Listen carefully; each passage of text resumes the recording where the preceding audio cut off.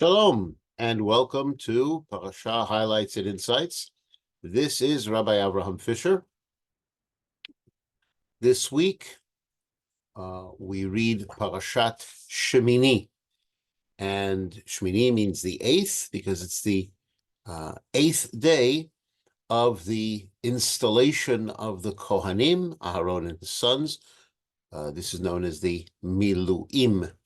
So it's a continuation of what we learned about in the last parasha, in Parashat Tzav, when for 7 days Moshe showed them how they are to function as Kohanim, and they themselves were being installed, but this is now the 8th day. The parasha itself, we may say, is divided up into 4 parts.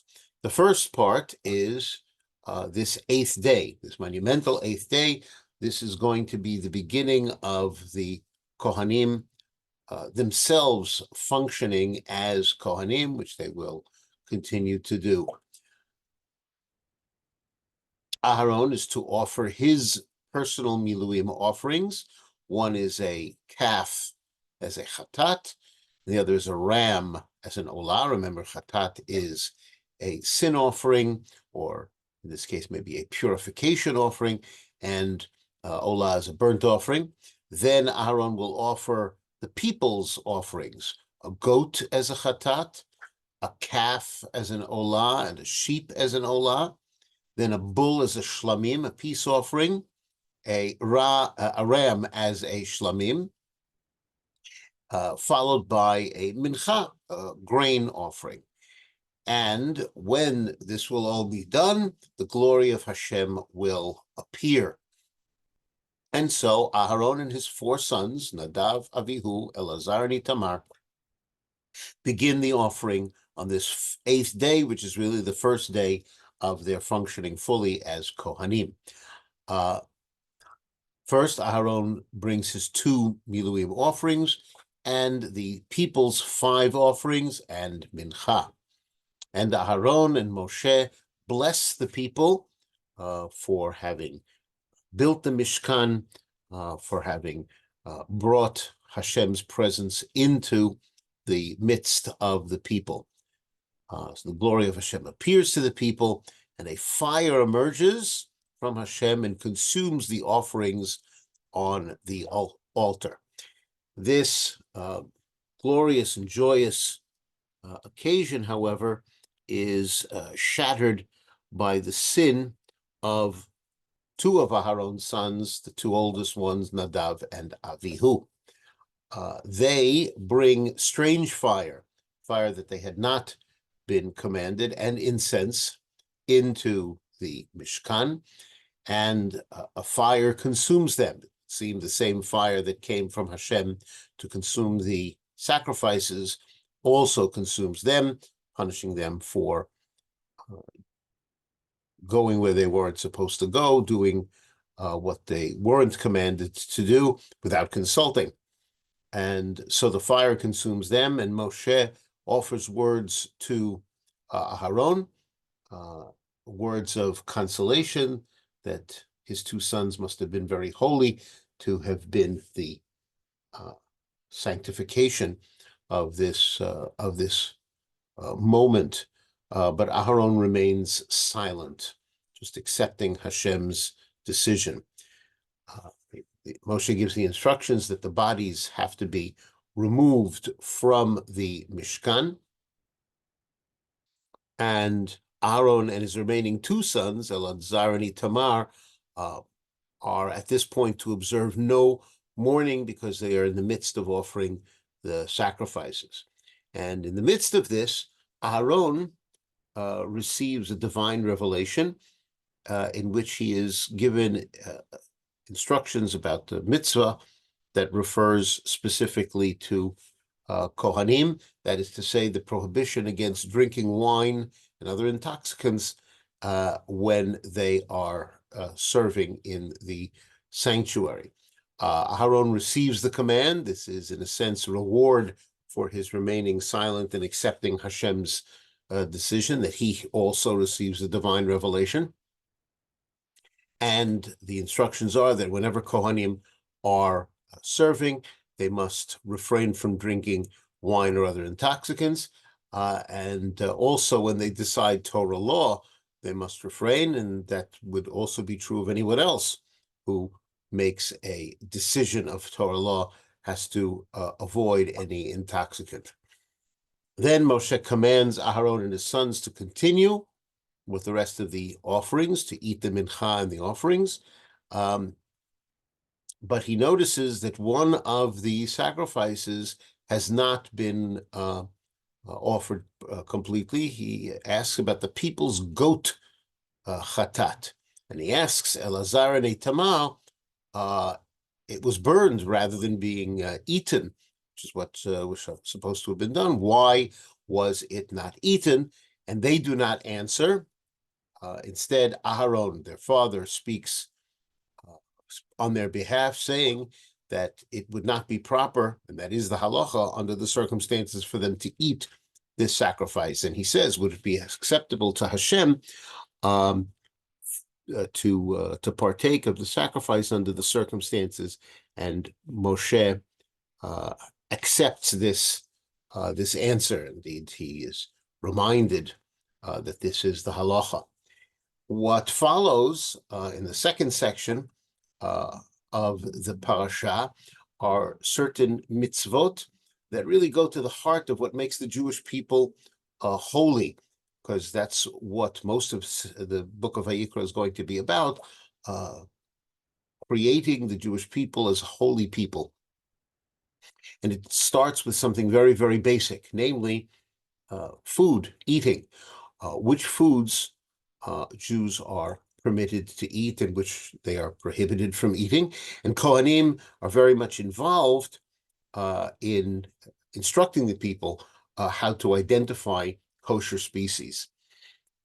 So the second section about the living creatures that are permitted and which are forbidden for eating. What the Torah does is it divides up living creatures into 4 groups depending on where they live, what is their natural habitat. First are 4-legged creatures.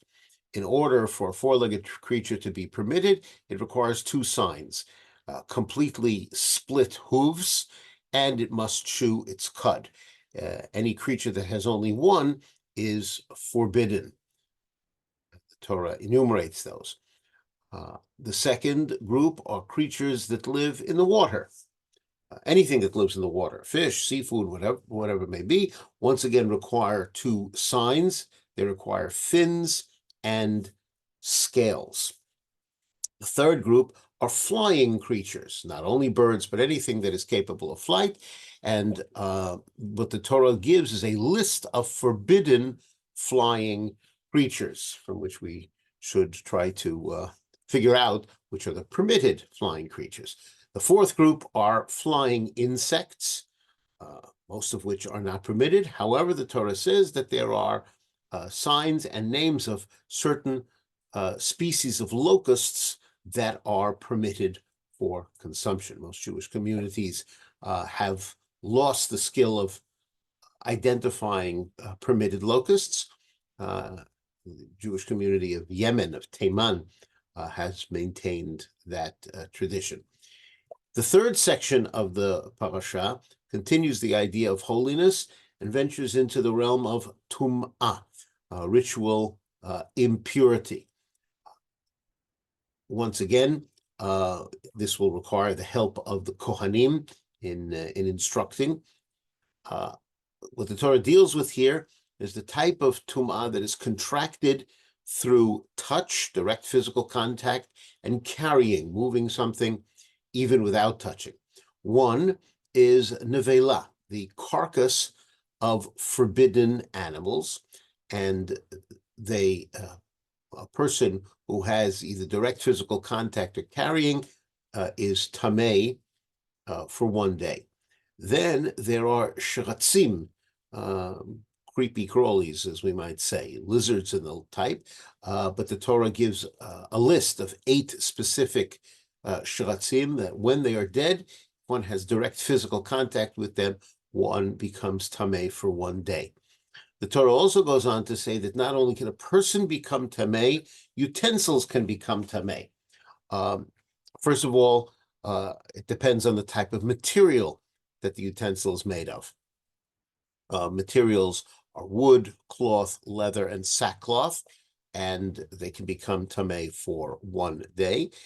A utensil that is made of earthenware can become tamei, but it cannot be removed from its tuma. It has to be broken if it becomes tamei. And unlike other utensils, something that's made of earthenware only becomes tamei when the source of tuma is placed inside it, not if it's touched from the outside. The Torah then goes on to say that food can become tamei only after the food has become wet. If an oven becomes tamei, and we need to remember that ovens, certainly in ancient times, were made of earthenware, so they must be shattered. Also, water is itself tahor. In other words, if something tamei is in the water, in a natural source of water, the water does not become tamei. And not only that, but water can make people and utensils tahor if they have become tamei. Then the Torah talks about the nevela, the carcass of permitted creatures, creatures that are permitted for consumption. Once again, if there's direct physical contact or carrying with such a nevela, such a carcass, then one becomes tamei for 1 day. And the Torah also talks about the prohibition against eating various swarming creatures, which is in a sense a continuation of what was discussed earlier.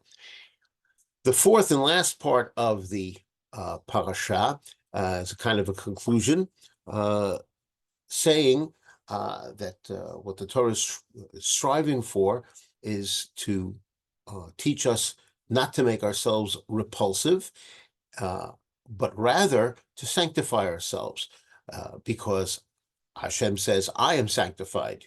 So becoming sanctified or striving for sanctity is, in essence, a way of trying to emulate God. And Hashem reminds Bnei Israel that the reason he took them out of Egypt was in order that they can strive for holiness. And that, as I've said, is the central theme of most of the book of Vayikra. Going back to the section about permitted foods, permitted creatures, and prohibited creatures, the Torah introduced that by saying that I am Hashem, and you have to sanctify yourselves, and don't make yourselves repulsive, as I've just said. Now, in the course of this, and this is really the very, very end of our parsha, we're told that we need to distinguish, lehavdil, between those things that are permitted and those things that are prohibited. According to the Rambam, this discussion about distinguishing is itself a mitzvah. It's a mitzvah to learn how to investigate and examine and identify living creatures, and to be able to say which are permitted and which are prohibited. And this is independent of whether or not one wants to eat them. Just the very ability to distinguish them is itself a mitzvah. Rav Naftali Tzvi Yehuda Berlin, in his commentary on the Torah, Hamek Davar, discusses this even further. He says, as I've just said, that whether or not one is going to eat it, there is a mitzvah to know it, and to know how to distinguish them. He points to a well-known disagreement between the Rambam and others when there is a doubt in a matter of Torah law. So the halacha is that we try to be strict. But the Rambam holds that that strictness, that requirement to be strict, is itself a rabbinic obligation. As far as the Torah is concerned, if there is a doubt, then it would be permitted. But even so, says the Ha'amek Davar, in this case, since it is possible to clarify whether something is permitted or prohibited, we still have a positive commandment to check and to clarify. And the final point that the Ha'amek Davar makes, which is very important for us to remember, is that just as it is prohibited to be lenient with regard to a doubt when there's room to be, when it is appropriate to be strict, it is also prohibited to be strict when one should be lenient. What the Torah requires is to learn the laws, to learn the halachot, and to learn to differentiate between what the Torah prohibits and what the Torah permits. I thank you all for joining me in this discussion of Parashat Shemini. This has been Rabbi Abraham Fischer for Parsha Highlights and Insights, saying Shalom.